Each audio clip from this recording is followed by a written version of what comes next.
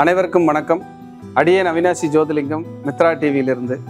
நான் இப்பொழுது அமர்ந்திருக்கின்ற ஆலயம் கும்பாபிஷேகத்திற்கு தயார் நிலையிலே இருக்கின்ற திண்டுக்கல் மாவட்டம் எரியோடு அருகிலே புதுரோடு குஜிலியம்பாறை வட்டம் அங்கு இருக்கின்ற மகாசக்தி ஆதி குபேர வாராகி அன்னையினுடைய ஆலயத்தில் இருக்கிறோம்.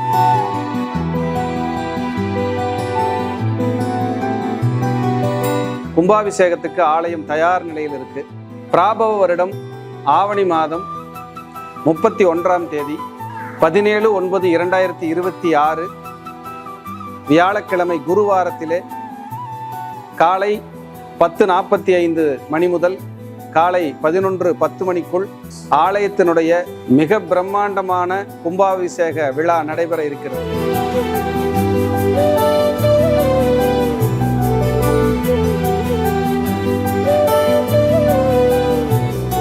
இந்த நிகழ்வை பார்த்து கொண்டிருக்கின்ற நீங்கள் இந்த கும்பாபிஷேக விழாவிலே கலந்து கொண்டு உலக நாடுகளில் நீங்கள் எங்கிருந்தாலும் எந்த வெளியூரில் இருந்தாலும் உங்களை எல்லாம் அன்போடு இருகரம் கூப்பி இந்த ஆலயத்திற்கு அடியேன் சார்பாகவும் இந்த கோவில் நிர்வாகத்தின் சார்பாகவும் சக்திவேல் சுவாமிகள் இந்த கோவிலுடைய ஆலய ஸ்தாபகர் அவர் ரொம்ப சிரமப்பட்டு இந்த ஆலயத்தை உருவாக்கி ஒரு அடுத்த கட்டத்துக்கு கொண்டு வந்திருக்காரு. அது ஒரு பிரம்மாண்டமான ஒரு சக்தி அந்த இடத்துல அம்பாள் உட்கார்ந்துருக்காங்க, உயிரோட்டமா இருக்காங்க. இங்கே யாரெல்லாம் வழிபடுறீங்களோ அவங்களுக்கெல்லாம் நிச்சயமா உங்களுடைய எல்லா நெருக்கடிகளும் தீர்ந்து சுபிட்சம் கிடைக்குங்கிறதுல எந்த மாற்று கருத்துக்கு இடமே கிடையாது.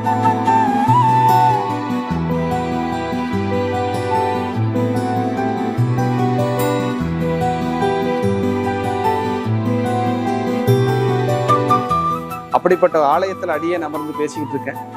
நீங்களும் எல்லாரும் வரணும், உங்களையும் நான் இந்த ஆலயத்தில் எல்லாரையும் பார்க்கணும்னு விருப்பப்படுறேன். கண்டிப்பா வாங்க.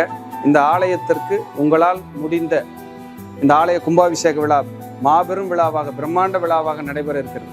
இந்த ஆலய கும்பாபிஷேக விழாவிற்காக நிதி உதவி மற்றும் பொருளுதவி நாங்கள் இந்த கோயிலில் பங்கெடுத்துக்கணும் அப்படின்னு நினைக்கிறவங்க டிஸ்கிரிப்ஷனில் இந்த ஆலயத்தினுடைய அக்கௌண்ட் நம்பர் மற்றும் வங்கியினுடைய விவரங்கள் கொடுக்கப்பட்டிருக்கு.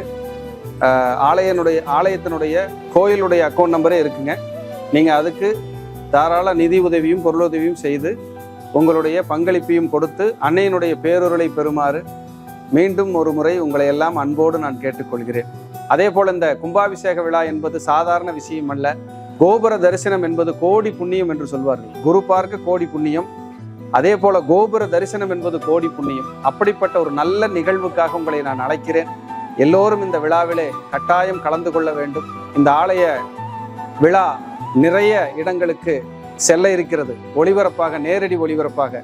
அதே போல நேரடியாக நீங்கள் அனைவரும் இந்த ஆலயத்திலே பெரும் பங்களிப்பை செலுத்த வேண்டும், அன்னையினுடைய ஆசீர்வாதத்தை பெருமளவு வாங்க வேண்டும் என்பதை மீண்டும் இந்த ஆலயத்தில் அமர்ந்து அடியேன் அவினாசி ஜோதிலிங்கத்தின் சார்பாகவும் மித்ரா டிவி, மந்த்ரா டிவி, பக்தி யுகம், வாராகி ஜோதிடம் சார்பாக உங்களை எல்லாம் மீண்டும் இருகரம் கூப்பி அன்போடு அழைக்கின்றேன். அனைவரையும் நான் மிக பிரம்மாண்டமான கும்பாபிஷேக விழாவிலே சந்திக்க ஆவலாக இருக்கிறேன். நன்றி, வணக்கம், வாழ்க வளர்க.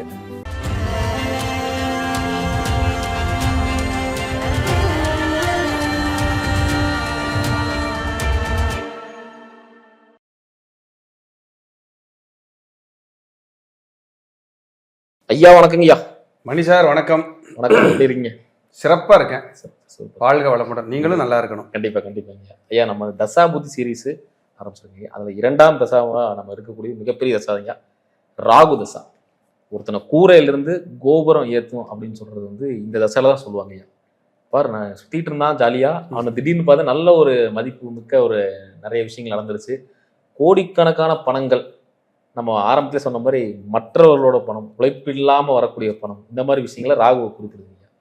ராகு தசை யாருக்கு யோகத்தை செய்யுது, யாருக்கு தருது, யாருக்கு அவயோகத்தை கொடுக்குது அப்படிங்கிறது சொல்லுங்க. கண்டிப்பா பார்த்துருவோம் மணி சார்.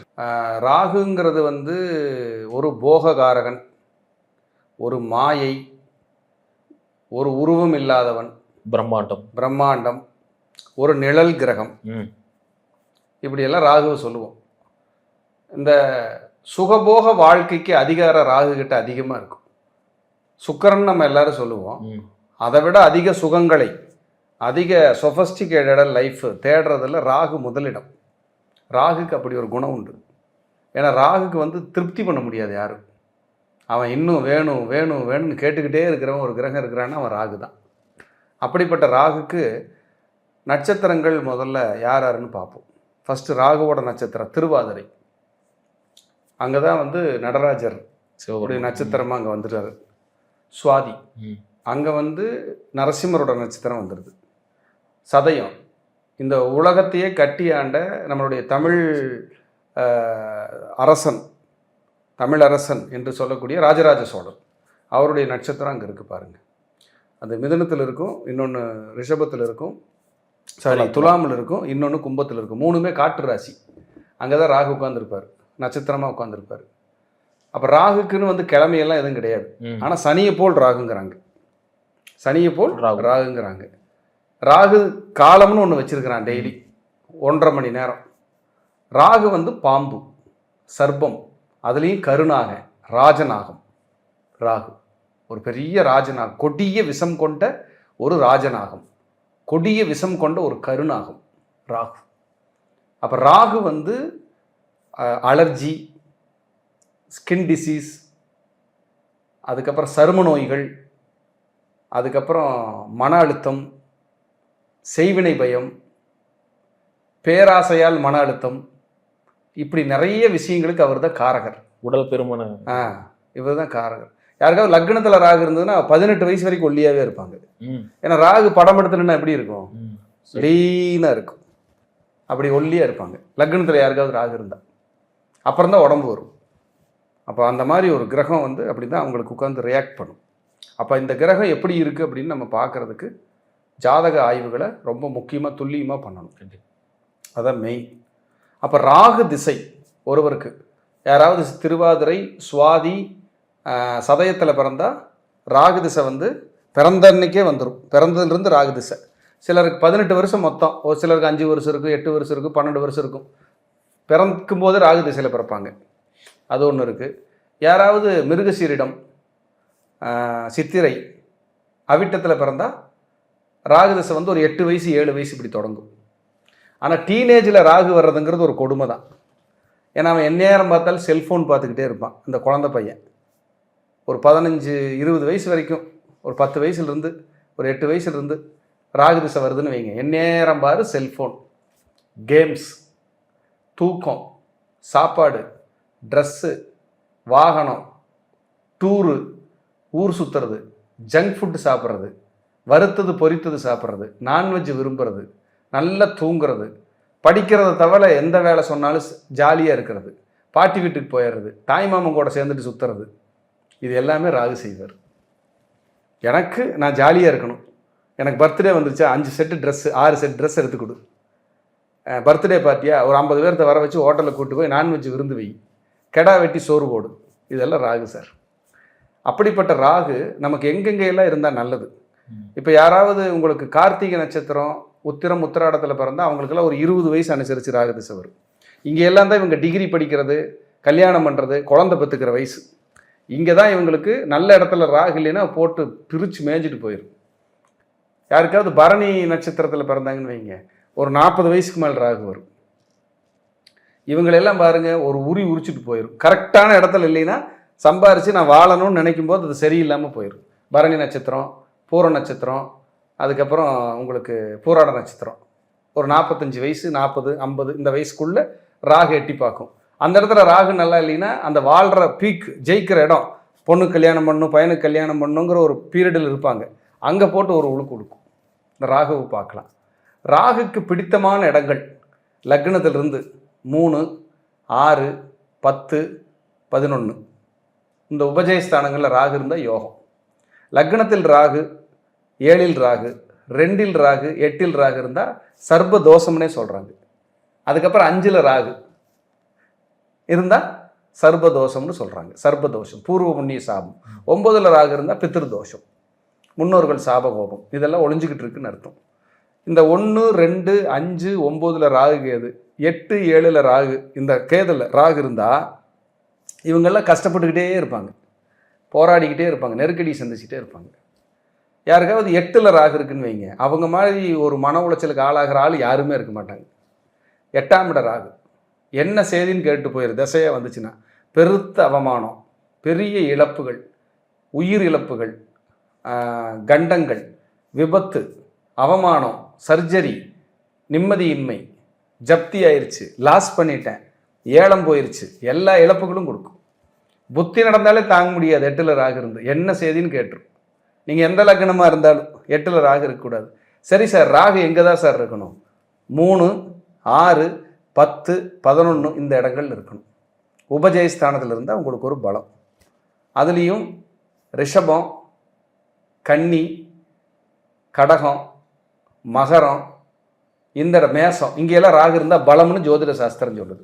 அது உங்கள் லக்னத்தை பொறுத்து எங்கே இருக்குதுன்னு பார்த்துட்டு தான் முடிவு பண்ணணும். இது பொது கருத்து, இது பொதுவான கருத்து. உங்கள் ஜாதகத்தில் ராகு இந்த இடத்துல இருந்தால் கூட உங்கள் லக்னப்படி அது எத்தனாவது வீடு அப்படின்னு பார்த்துட்டு முடிவு பண்ணுறதா ரொம்ப விசேஷம்.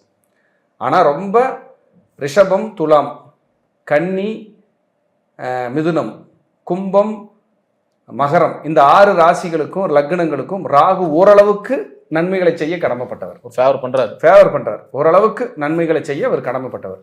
இருக்கிற இடத்தை பொறுத்து பரவாயில்ல, ராசியா இருந்தாலும் லக்னமா இருந்தாலும் இருக்கிற இடத்தை பொறுத்து பண்ணுவார். இதை விட சிம்ம லக்னக்காரங்களுக்கு, கடக லக்னக்காரங்களுக்கு ராகு வந்துருச்சுன்னா அவர் எந்த நல்ல இடத்துல இருந்தாலுமே அது என்ன கொடுக்குதோ அதுக்கு ஈக்குவலான கஷ்டத்தையும் கொடுக்கும்.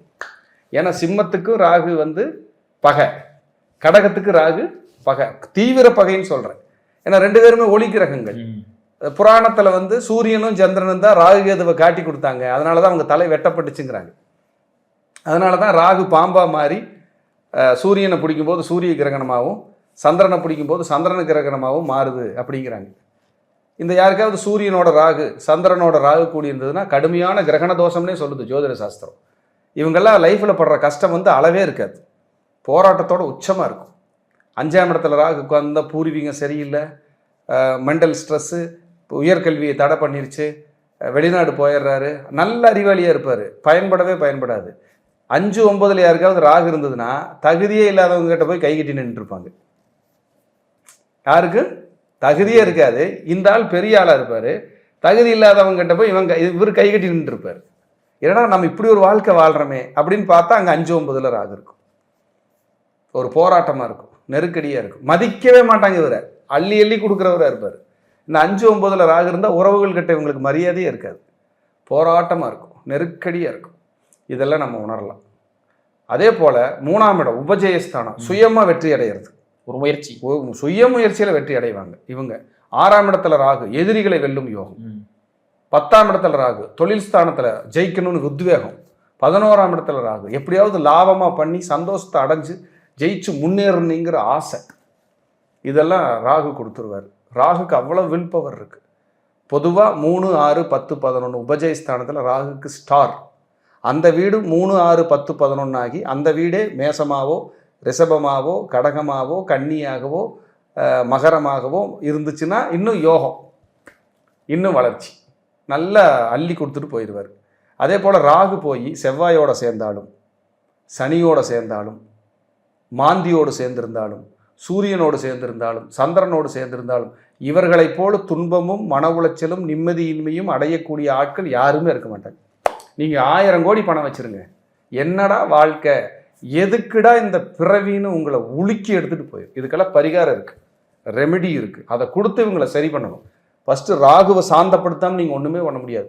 இருக்கிறதுலையே சூரியன் ராகு, சந்திரன் ராகு, சனி ராகு காம்பினேஷன் இருக்குல்லங்க, முன்னோர்களோட கர்மப்பதிவு அந்த ஜாதகரோட டிஎன்ஏவில் ஒளிஞ்சிருக்குங்கிறான். எப்படி பாருங்க, முன்னோர்களோட கர்மப்பதிவு ஜாதகனினுடைய டிஎன்ஏவில் ஒளிஞ்சுக்கிட்டு இருக்குங்கிறான். என்ன யார் சார் இதெல்லாம்? ஜோதிட சாஸ்திரத்தை தவிர எதில் சார் நீங்கள் பார்த்துருவீங்க? எங்கே சொல்லிட முடியும் சார்? அப்படிப்பட்ட ஒரு அமைப்பு சார். அப்போ அந்த ராகுக்கு அவ்வளவு பவர் இருக்குது சார், அவ்வளவு சக்தி இருக்குது சார். ஒருத்தனை நினச்சா கோபுரத்தில் உட்கார வச்சு அழகு பார்த்துருவான், விடியறதுக்குள்ளே கோடீஸ்வரன் ஆகி விட்டுருவான். நினச்சான்னா குப்பைக்கு கீழே கொண்டு போய் தள்ளிடுவான். எப்படி? குப்பைக்கு கீழே கொண்டு போய் தள்ளிடுவான். அதனால தான் உங்கள் ஜாதகத்தில் உங்கள் லக்னப்படி கோச்சாரத்தில் 8ஆம் இடத்துல இப்போ கடக லக்னமாக யாராவது இருக்காங்கன்னு வைங்க, 8ல் ராகு போயிட்டுருக்கு, என்ன ஆட்டி பட்டை கிளப்பிட்டு இருக்கு, ஏண்டான் இருக்கும். கடக லக்னத்துக்கு 8ல் ராகு போகக்கூடாது. அடுத்தது 8ல் யாருக்கு ராகு வருது? மிதுன லக்னக்காரங்களுக்கு வருது. ஜாக்கிரதையாக இருக்கணும். மிதுன லக்னக்காரங்க, மிதுன ராசிக்காரங்க. அடுத்தது கடக 8ஆம் இடத்துக்கு ராகு கோச்சாரத்தில் போகிறாரு. உங்கள் ஜாதகத்தில் தசாபுத்தி மோசமாக இருந்துச்சுன்னு வைங்க, ஒரு ஆட்டிட்டு போயிடும், ஒரு உலுக்கிட்டு போயிடும், ஒன்றுமே பண்ண முடியாது. அப்படியான ஒரு செய்தியை செஞ்சுட்டு போயிடும். ராகுக்கு அப்படி அவன் நல்லவன் கெட்டவன்லாம் பார்க்க மாட்டான். கொடுக்க வேண்டிய இடத்துல இருந்து அள்ளி கொடுத்துட்டு போயிடான். பேராசை தூண்டிகிட்டே இருப்பார். பேராசைக்கு அதிகாரமே ராகு தானே. நீங்கள் யாராவது சுக்கிரன் ராகு இருக்கு, சூரியன் ராகு இருக்கு, இவங்கெல்லாம் பார்த்தீங்கன்னா தன்னோட திங்கிங்கே வேற மாதிரி இருக்கும். இந்த உலகத்தை வில்லா வளைச்சு கட்டி போட்டு ஒரு 2000 ஏக்கரை ஒரு 4000 கோடி பணம் வச்சு ஒரு 3000 பேர்த்துக்கு வேலை கொடுத்து 7000 பேர்த்தோட வாழ்ந்து டிராவல் பண்ணி இந்த உலகத்தில் அழிஞ்சு போயிடணும்னு நினைக்கிறதுல இவங்க தான். சுக்கிரன் ராகு ஆசையை தூண்டிக்கொண்டே இருப்பார். அஷ்டமாதிபதியோட ராகு சேர்ந்தா அவனுக்கு எதிரி அவனே. அவனை மாதிரி வாழணும், இவனை மாதிரி வாழணும், நான் யார் தெரியுமா, நான் எப்படிப்பட்டவன் தெரியுமா, நான் எப்படி கௌரவம், வெட்டி கௌரவம், வரட்டு கௌரவம். 8ல் ராகு இருந்தா எப்படி? 8ல் ராகு வரட்டு கௌரவம். நான்லாம் யார் தெரியுமா, நான்லாம் ஃபோன் பண்ண யார் பேசுவாங்க தெரியுமா, நான்லாம் எப்படி, இதெல்லாம் 8ல் இருக்கிற ராகு. இது தேவையே இல்லை. கப்பு சுப்புன்னு இருக்கணும், அமைதியாக இருக்கணும். என்ன கர்மா என்ன நினைக்கிறீங்க? மறந்து போகும், கடந்து போகும், மறந்து போகாது. கடந்து போயிடும் சார், மறந்து போகாது சார். கர்மாவுக்கு அப்படிப்பட்ட சக்தி இருக்கு சார். சனிதான் அதிகாரி கர்மாவுக்கு. ராகுக்கு என்ன வேலை தெரியுமா? அந்த அதிகாரிகிட்ட போய் போட்டு கொடுக்குற வேலை. எப்படி போட்டு கொடுக்குறது? இவன் இந்த தப்பு பண்ணிட்டான், இவன் இந்த தப்பு பண்ணிட்டான், நீ ஏன் அமைதியாக இருக்கிற, சாட்டை சொலட்டுறா நீ அப்படின்னு போட்டு கொடுக்குறவன் ராகு. சனியே கம்முன்னு உட்காந்து தியானத்தில் உட்காந்துருந்தாலும் களைச்சு, நீ எந்திரிப்பா, இப்படி என்னப்பா படுத்துட்டு இருக்கிறீங்க, வாப்பா, அப்படி ஒரு ஆள் இங்கே தப்புன்னு அடித்து காலி பண்ணிப்பாமா. அவனை தப்பு பண்ண வச்சிருவான். அவன் போய் 4-5 கல்யாணம் பண்ணிக்குவான். வீட்டுக்கு தெரியாமல் 2 கல்யாணம் பண்ணியிருப்பான். அதுக்கெல்லாம் இவருக்கு ராகு தான் பர்மிட் பண்ணுவாராமா. பர்மிட் பண்ணிவிட்டு அவன் ஹாப்பியாக இருப்பான்ல, ஆசையை தூண்டி விட்டு எல்லாம் பண்ணிடுவான்ல, சந்தோஷமாக இருந்துக்கிட்டு இருப்பான்ல. அப்போ கதவை பூட்டிட்டு இங்கே சனிக்கிட்ட போட்டு விடுவாராமா. இது தேவையாது நமக்கு. அதான் சனியும் ராகுவும், சந்திரனும் ராகுவும், சூரியனும் ராகுவும் உங்கள் முன்னோர்களுடைய கர்மப்பதிவு உங்கள் டிஎன்ஏவில் ஒளிந்துள்ளதுன்னு சொல்கிறேன் நான். சும்மா இல்லை. தலை சிறந்த பரிகாரம், ஒரு உதாரண பரிகாரம் சொல்லிடுறேன். உதாரணத்துக்கு சொல்கிறேன். யாருக்காவது சனி ராகு சேர்ந்துருக்கு, இல்லை சனி ராகு பார்த்துக்குது, சனி ராகு நட்சத்திரத்தில், ராகு சனி நட்சத்திரத்தில் இருக்காரு, நீங்கள் போய் ஒரு சர்ப்பம் நாகர் கல்லில் அடித்து எங்கேயாவது ஒரு பக்கம் பிரதிஷ்டை பண்ணாமல் நீங்கள் ரிலாக்ஸ் ஆக முடியாது. பிரதிஷ்டை பண்ணாமல் ரிலாக்ஸ் ஆக முடியாது. இது முன் ஜென்மாவில் தற்கொலைக்கு தூண்டிய குற்றம். எப்படி? தற்கொலைக்கு தூண்டிய குற்றம். இப்போ சக்கையாக உங்கள் குடும்ப உறுப்பினர்களை பூரா போன பிறவியில் ஏமாத்தின குற்றம். இந்த பிறவியில் தொழிலாசை உனக்கு தீரவே தீராது. எப்படி தீராது? அதை செய்கிறேன் இதை செய்கிறேன் தொழிலுக்காக உங்களை போட்டு அப்படி பம்பரமாக சொல்லலை வைக்கும். நம்ம பார்க்குறோமில்ல, என் பொண்ணுக்கு சரியில்லை, மாப்பிள்ளை சரியில்லை, மகன் சரியில்லை, பேரம்பேத்தி சரியில்லை. இதெல்லாம் இந்த கர்மப்பதிவு ராஜா, கர்மப்பதிவு. எப்படி ஒளிஞ்சிக்கிட்டு உட்காந்துருக்கும் பாருங்கள். இதெல்லாம் கேட்குறாங்கல்ல, இதெல்லாம் புண்ணியம் பண்ணியிருக்காங்க நம்ம மக்கள். அதுக்காக நான் பெரிய ஆள் கிடையாது, எனக்கு தெரிஞ்சதை நான் பேசுகிறேன். அப்போ அந்த இடத்துல அந்த ராகு அப்படி சாட்டையை சொல்லட்டுது சார். 3, 6, 10, 11 உபஜயஸ்தானத்தில் ஒரு பலம். சிவனேன் இருக்கிற நல்லது. ராகு கொடுக்குதான்னு ஆடாத, ராகு கெடுக்குதேன்னு வாடாத. ராகு கெடுக்குதுன்னா உன்னோட கர்மாவை கழிக்கிறதுக்கு ஆப்பர்ச்சுனிட்டி கொடுக்குறாருன்னு அர்த்தம். கழிச்சிட்டு போயிட்டே இரு. கொடுக்குறாருன்னு ஆடுனின்னு வை, புதுசாக கர்மாவை விதைக்கிறீன்னு அர்த்தம். எப்படி பாருங்க, புதுசாக விதை போடுறீங்கன்னு அர்த்தம். எனக்கு தெரியும் எத்தனையோ பேர் ராகு திசையில் என்ன ஆட்டம் போட்டாங்க, எப்படி அழிஞ்சு உட்கார்ந்துருக்காங்கன்னு எனக்கு தெரியும். ஏன்னா அடுத்தது யார் திசை வரும்? குரு திசை வரும். அவன் உண்மைக்கும் நியாயத்துக்கும் அதிகாரம் கொண்டவன். யாரு? குரு. குரு தந்த குரு. அவர் வரும்போது நீ செஞ்ச அழியாயம், அட்டுழியம், அகம்பாவம், அலும்பு எல்லாத்துக்கும் வச்சு செஞ்சிருவான் தண்டனையா. காசை கண்ணிலேயே காட்ட மாட்டான். கோடி கோடியாக புழங்கிட்டு இருந்த ஆள் ராகு திசையில் குரு திசை வந்ததுக்கப்புறம் ஒருத்தருக்கு 50 லட்சம் கொடுக்குற மாதிரி ஆயிடுச்சு, ஒருத்தருக்கு 1 கோடி கொடுக்குற மாதிரி ஆயிடுச்சு. நீ ஏன் புலம்ப வைக்குது?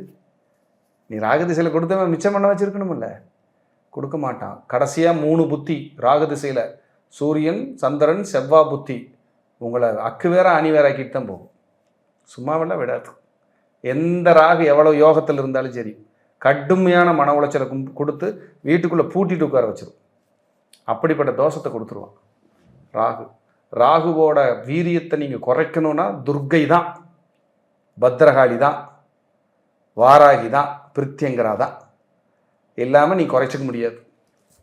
தாந்திரிக பரிகாரம் நடக்கிற இடத்துக்கு தான் ராகுக்கு குணம் தெரியும். சோட்டானிக்கரை பகவதி மாதிரியான இடங்கள். மனநோயை கொடுக்கறதுல ராகு வல்லவர். சந்திரன் ராகு, சூரியன் ராகு, 5ல் ராகு. மன உளைச்சலின் உச்சம். போதைக்கே அடிமையாக்கி விட்டுரும். எப்படி? போதைக்கே அடிமையாக்கி விட்டுரும். பண போதை, செல்ஃபோன் போதை, ட்ரெஸ்ஸு போதை, சாப்பாடு போதை, பஸ்ஸு சூசை, லாரி சூசை, பைக்கு சூசைன்னு சொல்கிறாங்கல்ல, அந்த மாதிரி எல்லா போதைக்கு அடிமையாக்கி விட்டுருவார். அடிமையாக்காமல் போக மாட்டார். போதை வஸ்துக்களுக்கு அதிகாரம் ராகுவே. இப்போ புதிய அரசாங்கம் வந்திருக்கு. இந்த வருடத்தினுடைய அதிகாரம் கொண்ட கிரகம் குரு. இந்த வருடத்தின் அதிகாரம் கொண்ட கிரகம் குரு. அந்த குரு போதை வஸ்துக்களை அழிக்கிறதுக்கு முன்னாடி நிற்கும். இந்த பராப வருடம் போதை வஸ்துக்கள் அழிக்கிறதுக்கு அந்த குரு முன்னாடி நிற்பார். அதான் அரசாங்கம் ஆக்ஷன் எடுத்துட்டு இருக்கு. நம்ம இன்டர்வியூலே பேசியிருக்கோம். கண்டிப்பாக கண்டிப்பாக. புதிய அரசாங்கம் அமைந்து அந்த அரசாங்கம் குரு வந்து அவங்க கிட்ட இருந்து எவ்வளவு பாசிட்டிவாக நல்லதெல்லாம் வேணுமோ கேட்டு வாங்கிக்குவாருன்னு பேசியிருப்போம். கண்டிப்பாக. உண்மையா இல்லையா? அதெல்லாம் கிரகத்தோட வேலை, சும்மா விடாது. அப்படித்தான் வேலை செய்யும். அப்போ உங்கள் ஜாதகத்தில் 5ல் ராகு இருக்குது, 9ல் ராகு இருக்குன்னா முதல்ல பித்திருக்கர்மாவை சரி செய்யுங்க. பூர்வ புண்ணியத்தை பலப்படுத்துங்க. பலப்படுத்தாமல் நீங்கள் எங்கே போய் நின்னாலும் உங்களுக்கு வேலை நடக்காது சார். உங்களுக்கு ஒன்றுமே நடக்காது. இப்போ 9ல் ராகு இருக்குன்னா அனுகிரகம் கிடைக்கும் ஐயா குலதெய்வத்தோட? அதெல்லாம் கிடைக்காது. நீ குலதெய்வத்தை விட்டுட்டு வந்தீல்ல, போன ஜென்மாவில் தொட்டகுறை வெட்டகுறை, அதுதான் இப்போ 9ல் ராகு. அதான் sir Rahu 9. பூர்வீகமே out sir. 5ல் Rahu, 9ல் Rahu, சனியோட ராகு, சூரியனோட ராகு, சந்திரனோட ராகு, 8ல் ராகு. என்ன சார் பண்ணிடுவீங்க நீங்கள்? ஒன்றுமே பண்ண முடியாது சார். இதுக்கு எல்லாத்துக்குமே ஒரே ஒரு விதிவிலக்கு என்னன்னா, குரு பார்த்தாருன்னா ஒரு அனுகிரகம் பண்ணிட்டு இருப்பார். குரு பார்த்தா பொழைச்சு போ, தொலைஞ்சு போ, ஓடிப்போன்னு விட்டுருவார். இல்லைன்னா உங்களை என்ன பண்ணுவார்? அவ்வளவுதான், அடி வெளுத்து வாங்கிடுவார். அப்படிப்பட்ட ராகு அவர் வந்து உலக சுகபோகங்களுக்கு அதிகாரம் கொண்டவர், போதை வஸ்துக்களுக்கு அதிகாரம் கொண்டவர். இந்த டீனேஜ்லாம் ராகு வருது அப்படின்னா அது எங்கே இருக்குது, யாரு கூட சேர்ந்துருக்கு, எப்படியெல்லாம் இருக்குதுன்னு பார்த்துக்குங்க. இந்த லவ் வர்றது, சின்ன வயசுலேயே மைனர்லேயே கூட்டிகிட்டு ஓடிடுறது, போதைப் பொருள்களுக்கு அடிமையாகிறது, பெற்றோர்களுக்கு குற்றம்பு தண்டனை வாங்கி கொடுக்கறது, நிறைய இருக்குது சார். நிறைய நான் பார்க்குறேன் சார். சார் உண்மையிலேயே தனக்கு 22 வயது நான் மேஜர் ஆகிட்டேன்னு சொல்லி 48 வயது நபரோடவெல்லாம் நான் காதலிக்கிறேன், அவரை உயிருக்கு உயிராக காதலிக்கிறேன்னு வந்து பெற்றோர்கள் அழுதுருக்காங்க சார். அந்த ராகு அப்படி பண்ணுது சார். சின்ன வயசுல அந்த போதை கடிமை எல்லாம் தப்பு சார். சமுதாய சீர்கேடு சார். அந்த ராகு திசை வரும்போது அவன் கொடுப்பான், அள்ளி கொடுப்பான், அள்ளி கொடுப்பான். அதெல்லாம் மாற்றுக்கிறதுக்கு இடமே இல்லை. அப்போ யாருக்கு கொடுக்கும், எப்படி கவனமாக இருக்கணும்னு நீங்கள் கண்டிப்பாக பார்த்துக்கணும். பார்த்துக்கலைன்னா ஒன்றுமே பண்ண முடியாதுங்கிறத இந்த இன்டர்வியூ வாயிலாக நம்ம மக்களுக்கு தெளிவாக சொல்லிக்கிறேன். அதை புரிஞ்சுக்கிட்டு நீங்கள் உங்கள் தசாபுத்திகளுக்கு தகுந்த மாதிரி கவனமாக இருங்க. அந்த இறைப்பரிகாரம் எடுத்துக்கிட்டு மனசை ஒருநிலைப்படுத்தி நிறைவாக நிம்மதியாக இருங்க அப்படிங்கிறதான் என்னுடைய வேண்டுகோள். அந்த ராகு மங்கள ராகுவாக இருக்கிற இடம் தான் திருநாகேஸ்வரம். தன்னோட மனைவியரோட 2 பேர்த்தோட மனைவியோட மங்கள ராகுவாக இருக்கார். எப்படி? அங்கே தான் சார் மனித தலையோடு இருப்பார் ராகு. அதுக்கப்புறம் தான் பாம்பு கொடை பிடிச்சிட்ருக்கும். மனித முகத்தோடு உட்காந்து அதுக்கப்புறம் தான் பாம்பு கொடை பிடிச்சிருக்கும். மங்கள ராகுவாக இருக்கார். நீங்கள் ராகு காலத்தில் போய் பாலாபிஷேகம் பண்ணிட்டு வரும்போது கண்டிப்பாக ஒரு ரிலீஃப் கிடைக்கும். படிக்கிற குழந்தைங்க பிறந்த உடனே படித்து 5வது படிக்குது, 8வது படிக்குது, ராகு திசை நடக்குதுன்னா நீங்கள் கிட்ட ஜாதகமே பார்க்க வர வேண்டாம். கூட்டிகிட்டு திருநாகேஸ்வரம் ஓடிடுங்க. ஞாயிற்றுக்கிழமை ராகு காலத்தில் போய் உட்காந்துருங்க பாலாபிஷேகத்துக்கு. இல்லைன்னா செவ்வாய்க்கிழமை ராகு காலத்தில் போய் பாலாபிஷேகத்துக்கு உட்காந்துருங்க. இல்லை திங்கக்கிழமை ராகு காலத்தில் போய் பாலாபிஷேகம், இல்லை வெள்ளிக்கிழமை ராகு காலத்தில் போய் பாலாபிஷேகத்துக்கு உட்காந்துருங்க. உட்காந்து நல்லா வேண்டி நல்ல பிரார்த்தனை பண்ணிட்டு வாங்க, ஒரு விமோச்சனம் கிடைக்கும். கண்டிப்பாக நீங்கள் சொன்ன மாதிரி சின்ன வயசுலேயே வரும்போது பெட்ரோல் ரொம்ப கவனமாக இருக்கும். ஆமாங்க. இல்லைன்னா ஒரு தொல்லை பண்ணும். அது குரு பார்த்துட்டாருன்னு வைங்க, வண்டி ஓடிடும். எப்படியாவது அரவணைச்சு கொண்டு போயிடும். இல்லைன்னா தொந்தரவு பண்ணாமல் போகாது. இருக்கிற இடம்னு ஒன்று இருக்குது சார். செவ்வாய் வீட்லையெல்லாம் ராகு இருக்குன்னு வைங்க, மேசத்தில் விருச்சிகத்தில். மேசத்தில் ராகு இருந்தால் நல்லதுன்னு சொல்கிறாங்க. இதே ஒரு பெண்ணுக்கு மேசத்தில் ராகு இருக்குதுன்னா அது வந்து ஈகோவாலேயே அழிஞ்சு போயிடும். பிடிவாதம், விதண்டாவாதம், தான் நான்கிற எண்ணம், இதெல்லாம் இத்தனையும் இருக்கும். இங்கே தான் நம்ம எச்சரிக்கை பண்ணணும். இப்படி இருக்குது, பார்த்து கல்யாணம் பண்ணி வைங்க, கவனமாக இருங்கன்னு நம்ம சொல்லணும். இதைத்தான் சார் நம்ம ஒப்பிக்கிறோம், எச்சரிக்கை பண்ணுறோம். அதனால் எல்லாருக்கும் நல்லதே நடக்கட்டும். ராகுவின் கருணையும் ராகுவின் ஆசியும் நிரம்ப கிடைக்கட்டும், மோசம் இல்லாமல் அனுகிரகமாக கிடைக்கட்டும். இந்த நிகழ்ச்சி மூலிமா அனைவருக்கும் என்னுடைய அன்புகளும் ஆசிகளையும் வாரி வாரி வழங்கி, ராகுவே ராகுவே போற்றி, ராகுவே போற்றி, எல்லாருக்கும் நல்லது செய் ஆண்டவா இறைவான் வேண்டி இந்த நல்ல நிகழ்ச்சியை நிறைவு செய்கிறேன். மீண்டும் ஒரு நல்ல பதிவில் சந்திப்போம். நன்றி, வணக்கம், வாழ்க வளர்க. நன்றி.